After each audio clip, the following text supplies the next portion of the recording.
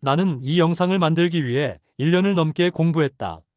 나는 66세의 노인이고 컴퓨터를 다룰 줄 모르는 컴맹이고 유튜브 영상도 만들 줄을 모르기 때문이다. 내가 이 영상을 만들고자 한 이유는 침묵의 살인자라고 불리는 췌장에 큰 혹이 생겨서 수술을 받았고 췌장암을 발견하기까지 나에게 찾아온 초기 증상을 알려드리고 치료 과정과 췌장암을 조기 발견하는 방법을 여러분들과 공유하고 싶어서 유튜브에 영상을 업로드하게 되었습니다. 이 대본은 내가 직접 작성하였고 챗 GPT가 써준 대본이 아님을 말씀드립니다.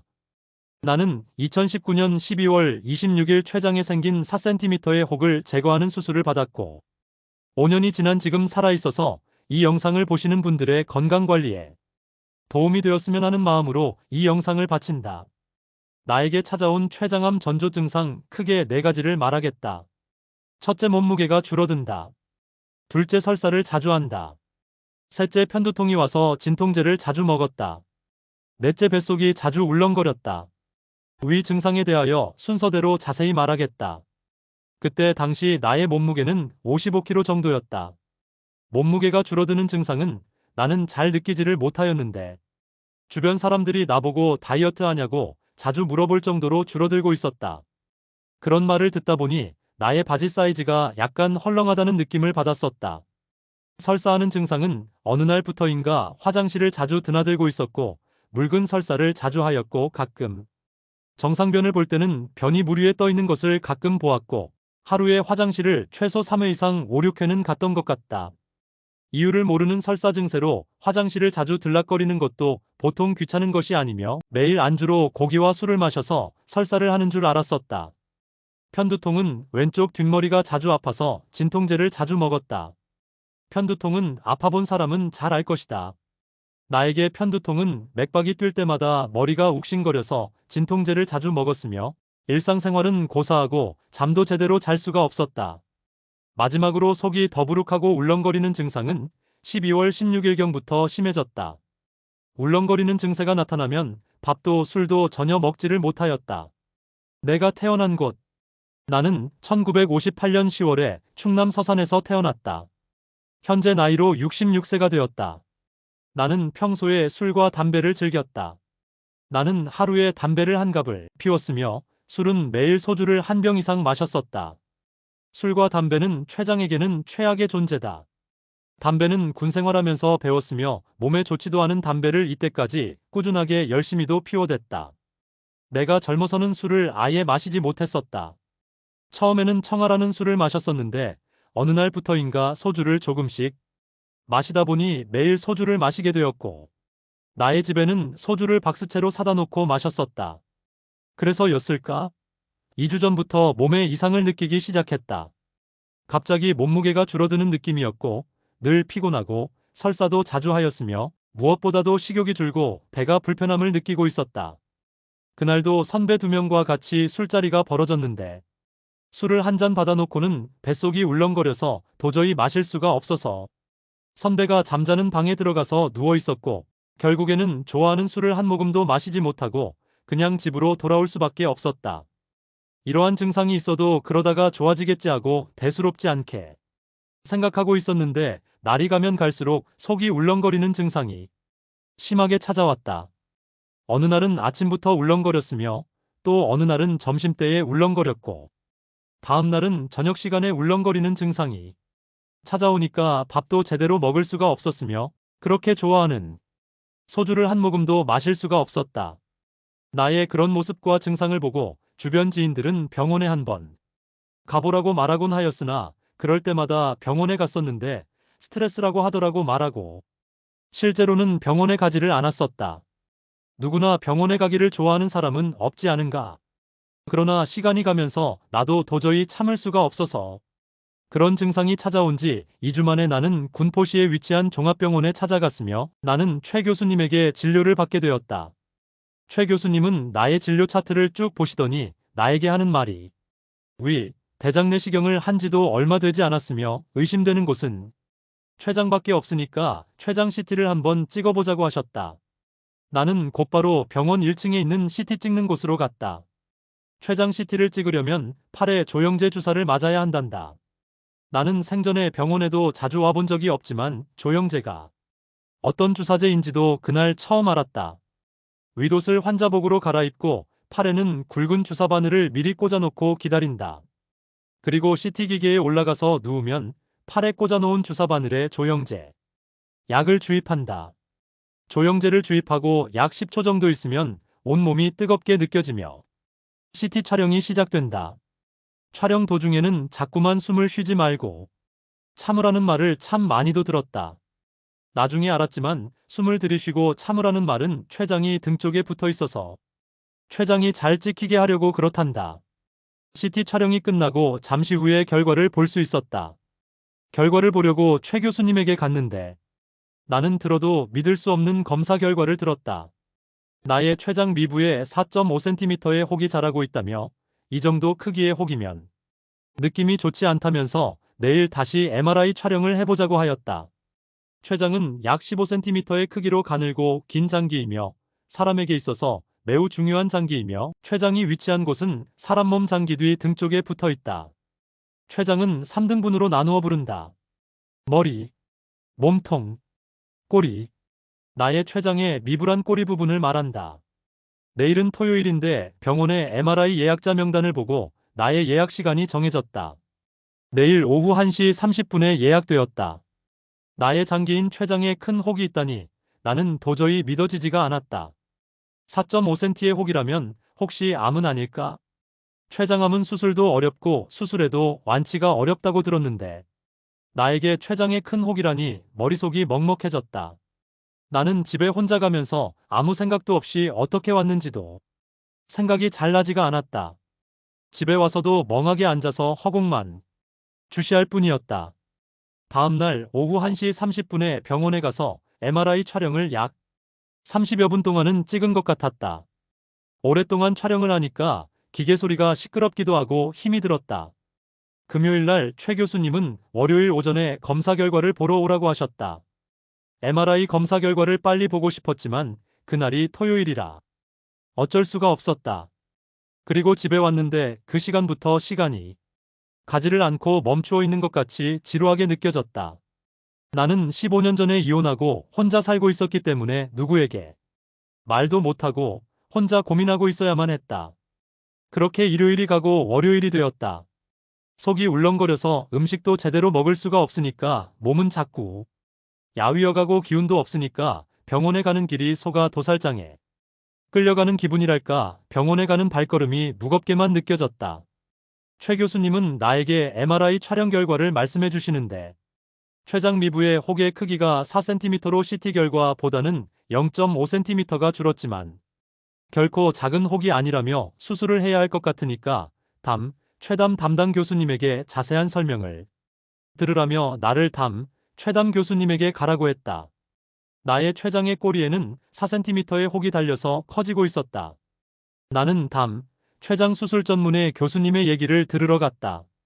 교수님이 CT와 MRI 사진을 보시며 하시는 말씀이 췌장의 이 정도 크기의 혹은 계속 자라고 있는 혹이며 사진으로 보았을 때 물혹이 아니며 췌장의 종양은 생각보다 빨리 자라는 특성이 있고 다른 장기로 전이도 빨리 된다면서 설령 자라지 않는다 하여도 췌장에 붙어 있는 것 자체가 매우 좋지 않으며 본인의 몸에는 이미 전조 증상이 와서 병원에 온 것 아니냐면서 조직 검사를 해봐야 알겠지만 악성 종양이라면 예후가 매우 좋지 않을 수도 있으므로 수술로 제거하는 것이 최선이라고 하셨다.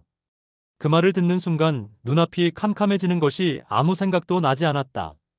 이어서 담당 교수님은 수술 방법은 배를 째고 수술하지 않고 배와 옆구리에 구멍을 여러 개 뚫어서 수술을 하는 시술법이 좋겠다고 하였으며 수술 시간은 수술을 해봐야 알겠지만 대략 6, 7시간 정도 걸릴 것 같다고 하셨다. 담당 선생님은 수술 날짜를 잡자고 하셨지만 나는 생각 좀 해보고 다시 오겠다고 말했다. 의사 선생님이 말하는 수술 방법도 수술 시간도 내 귀에는 잘 들리지도 않았고 몸에 기운이 하나도 없어서 의사의 말을 듣는 둥 마는 둥 하고 진료실을 나왔다. 병원 대기실에 혼자 앉아서 이 생각 저 생각하다 보니 머리가 복잡하여 터질 것처럼 아파오기 시작했다. 간신히 병원을 나와서 옆에 있는 약국에 가서 진통제를 사서 먹고 병원 담 옆에 기대고 서서 멍하니 하늘만 바라보고 있었다. 12월 달이어서 날씨가 쌀쌀했지만 나는 추운 것도 느끼지 못하고 나에게 왜 이런 시련이 오는 건지 마음이 착잡하고 복잡하고 몸에 기운이 생기지 않았다. 내가 췌장암으로 진단을 받은 시기는 1999년 12월 20일 오전에 군포시에 위치한 종합병원이었다. 큰 수술을 하려면 대형 병원으로 가야 하는 것이 아닌가. 서울대병원, 아산병원, 삼성병원 전화로 상담도 해보고 인터넷으로 검색도 해보고 하다가 거리도 멀고 내 곁에는 와이프도 없고 며칠을 고민하다가 집 근처 가까운 곳에서 수술하자고 생각하고 12월 24일 오전에 일찍 병원에 찾아가서 입원 수속을 밟았다. 입원 수속이 끝나자 곧바로 각종 검사가 시작되었다. 하루 종일 이런저런 검사를 참 많이도 했다. 그리고 수술 날짜와 시간이 정해졌다. 12월 25일은 크리스마스 날이니까 의사와 간호사도 쉬는 날이었고 12월 26일 오후 12시 30분으로 정해졌다. 내가 췌장암 수술을 한다니까 잘 알고 지내던 형과 지인 몇 명이 병원에 찾아왔다. 그들의 응원을 받고 나는 수술실로 들어갔다. 나의 췌장 부분 절개 수술은 6시간 30분 걸렸으며 배와 옆구리에 8개의 구멍을 뚫어서 수술을 진행했단다. 얼마나 시간이 흘렀을까 내가 통증을 느끼며 눈을 뜬 곳은 중환자실이었다. 나의 두 손은 침대에 묶여 있었고 몸이 아파서 도저히 참을 수가 없었다. 나는 간호사를 불렀다. 간호사에게 통증이 심하니 진통제를 투여해주고 손을 풀어달라고 하였는데 간호사가 하는 말이 지금 무통주사제가 투여되는 상황이라 진통제는 더 줄 수 없단다. 그리고 묶여있는 손을 풀어달라니까 조건이 있단다. 내가 마취 상태에서도 코와 목에 끼워져 있는 호스를 자꾸만 손으로 잡아당겨서 내 손을 침대에 묶어놨단다. 호스를 잡아 빼지 않겠다는 약속을 하면 손목을 풀어주겠다고 해서 약속을 하고 손목을 풀었다. 그리고 주변을 둘러보았는데 중환자실이란 곳을 처음 보았고 한마디로 충격이었다. 중환자실이란 곳을 말로만 들어봤지 그날 처음 보았는데 중환자실에서 근무하는 간호사분들은 한마디로 표현하자면 천사였다. 중환자실 환자들은 침대에서 내려올 수가 없다. 대소변도 누워있는 상태에서 해결을 해야 하며 본인이 화장실에 갈 수가 없다. 간호사분들은 환자들의 대소변을 처리해준다. 이런 역겨운 중노동을 하는 분들이 중환자실 간호사분들이다. 나는 그날 이후로 병원 간호사분들을 마음속 깊이 존경하게 되었다. 중환자실 상황을 상상해보라. 나도 아파서 죽을 지경인데 옆에 있는 환자는 아프다고 소리 지르고 여러 환자들의 각종 신음소리, 방금 숨이 끊어져 죽은 환자를 밖으로 데리고 나가고 중환자실에 있으면 시간도 안 가고 보호자의 면회도 안 된다. 중환자실의 상황을 말로 전해 듣는 것은 실감이 날 수가 없다. 나는 2번 다시 중환자실에는 가고 싶지 않다. 그러려면 절대로 아프지 말아야 한다. 나는 중환자실에서 이틀 동안 있었다. 원래는 3일을 있어야 한다고 했다. 나는 담당 의사 선생님 면회를 요청해서 이틀 만에 8층 일반 병실로 옮길 수 있었다. 나는 중환자실에서 일반 병실로 온 것은 너무 좋았다. 중환자실은 한마디로 지옥 같았다. 문제는 수술 후 통증이었다. 나는 췌장을 일부분 절개하는 수술이라서 간단히 생각했는데 그게 아니었다. 췌장을 3분의 1을 잘라내려면 비장과 붙어 있어서 절개를 해야 했는데 췌장이라는 장기는 상처가 잘 아물지도 않지만 췌장염증 또한 잘 낫지도 않고 약도 잘 듣지 않는다. 내 몸의 일부분을 떼어내는 것은 간단한 것이 아니라는 것을 절실히 느꼈다. 수술 후 2달 동안 수술 부위의 통증으로 엄청난 고통을 겪었다. 수술 후 25일 동안 금식이었고 큰 주머니에 들어있는 하얀 액체가 나의 음식이었다. 병원에 입원해 보신 분은 아시겠지만 링거 거치대에 걸려있는 큰 봉투에 들어있는 하얀 액체는 그 환자분의 밥이다. 그런 분은 아마도 금식 중일 것이다.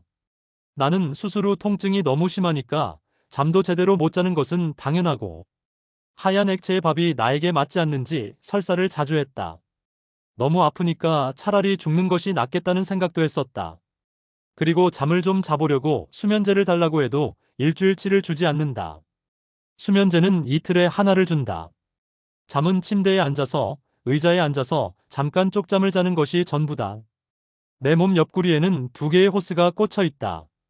췌장 꼬리 부분을 잘라내려면 비장과 붙어 있어서 절개를 해야 했는데 비장과 췌장에서 나오는 고름을 뽑아내기 위해서 고름 빼는 호스를 2개를 박아놨는데 6개월 동안 이 호스를 꼽고 고름 주머니를 차고 있어야 했다. 더 힘든 것은 뱃속의 호스 끝을 비장과 췌장에 근접하게 조정을 해야 했는데 일주일에 한 번씩 CT 방사선을 쪼이는 것이었다. 그때 방사선을 너무 쪼여서 휴우증으로 2년은 고생했던 것 같다. 나를 무기력하게 하고 아무튼 내 몸이 아닐 정도로 몸 상태가 만신창이가 되어 있었다. 각종 암 환자들이 수술 전후로 방사선 치료를 받으며 겪는 고통을 조금이나마 이해할 수 있다. 수술 후 일주일쯤 되었을 때 의사 선생님 방으로 오라는 호출이 와서 갔는데 내 몸에서 떼어낸 췌장 조직 검사 결과가 나왔다고 말했다. 다행히 악성 종양은 아니었지만 조금 더 방치했으면 충분히 췌장암으로 발전할 수 있었다면서 당신은 천운을 타고 난 사람 같다고 교수님은 말해주었다. 다행히 수술이 잘 되었고 앞으로 치료만 잘 받으면 될 것 같고 방사선이나 항암 치료는 안 해도 괜찮을 것 같으니 치료에 전념하자고 말해주셨다. 나는 방사선이나 항암 치료를 안 해도 된다는 말에 그나마 다행이라고 생각하고 기분이 좋았다. 내가 70일 동안 입원했던 병실은 6인실이었는데 입원 환자 중에는 위암대장, 말기암 등 환자 여러 명이 거쳐갔는데 위암대장암을 수술한 환자는 대개 일주일이면 퇴원했다. 어느 70대의 남성 환자분은 시골에서 올라오셨는데 그분의 병명은 대장암 말기였다. 그분은 너무 늦게 암을 발견하여 수술도 못 해보고 결국에는 호스피스 병동으로 가셨다. 어떤 암이라도 내 몸에 좋은 암은 없다. 암은 조기 발견이 매우 중요하다. 조기 발견하려면 내가 내 몸에 대해서 관심을 가져야 한다. 내 몸에 나타나는 아주 작은 증상에도 신경을 써야 한다. 그리고 한 가지만 더 말씀드리자면 우리가 살면서 될 수 있으면 스트레스를 받지 말고 살아야 한다. 그리고 스트레스를 받으면 바로 풀어야 하는 방법을 내 스스로 터득해야 한다. 나는 병원에 있으면서 암을 조기에 발견하여 수술 잘하고 퇴원하는 그분들이 부러웠다. 그분들은 빨리 퇴원하고 집에도 갈 수 있었고 맛있는 음식도 먹을 수 있고 편하게 잠도 잘 수 있지 않겠는가. 그러나 췌장암 수술은 간단한 것이 아니었다.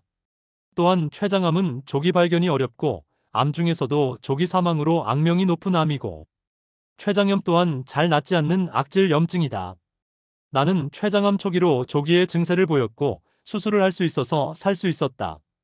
이제 나도 병원에서 퇴원할 시기가 다가오고 있었다. 2020년 3월 어느 날 내가 입원한 지 70여일 만에 퇴원 수속을 하게 되었다. 병원비는 총 2,900 몇십만 원. 본인 부담금은 700 몇십만 원으로 기억한다. 나는 나의 췌장암 수술 후기를 여러분들에게 알려드림으로 건강에 관심을 가지고 살고 췌장암을 조기에 발견할 수 있는 방법을 말해주고 싶다. 대한민국 국민이면 누구나 매년 건강검진을 받는다. 건강검진을 받을 때 담당 의사 선생님께 말씀을 하시면 된다. 건강검진할 때 누구나 엑스레이 촬영을 한다. 이때 췌장 CT도 같이 찍어볼 것을 권합니다. 내가 2019년 5월 달에 개인 병원에 가서 복부 초음파 검사를 했었는데 간에 약간의 지방간이 있고 췌장에는 이상이 없다고 말했었다. 복부 초음파로는 췌장의 이상 유무를 상세히 알 수가 없다. 췌장 CT는 가격도 비싸지 않으니까 1, 2년에 한 번씩 췌장을 찍어보는 것이 확실한 예방법이라고 생각되며 나도 1, 2년에 한 번씩 췌장을 촬영한다. 다른 암도 물론 무섭지만 특히 췌장암은 늦게 발견하면 돌이킬 수가 없으며 당신에게 증상이 나타났을 때는 이미 늦었다고 보면 된다. 여러분들도 이 점을 잊지 말고 본인의 췌장은 안녕하신지 꼭 체크해 보시기 바랍니다. 우리나라 유명한 배우 김영애 씨도 전 축구 감독 유상철 씨도 애플의 창시자인 스티븐 잡스도 모두 췌장암으로 이 세상을 하직했다. 우리가 먹고 사는 일이 너무 힘들고 고달퍼서 본인의 건강에 무관심할 수도 있어요. 하지만 내가 건강에 이상이 없어야 가족과 친지와 친구들과도 잘 지낼 수 있는 것입니다. 옛말에 건강을 잃으면 모든 것을 다 잃는다고 하였습니다. 나는 여러분들에게 꼭 당부드리고 싶은 말이 있습니다.